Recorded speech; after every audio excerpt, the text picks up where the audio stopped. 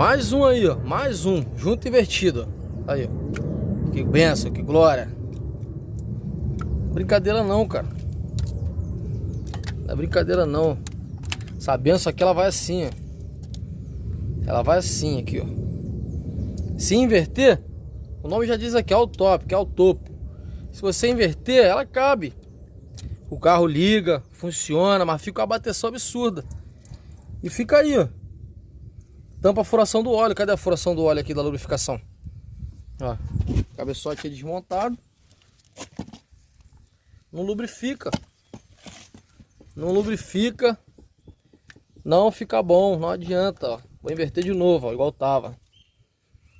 Tu vê que a junta é nova, nova. O abençoado do mecânico montou.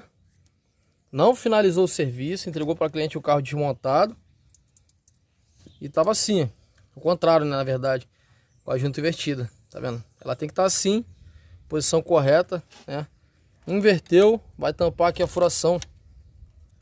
Aí, ó, tá vendo aqui? Vai pegar em cima da furação, ó, do óleo. Ó. Aí não lubrifica, cara.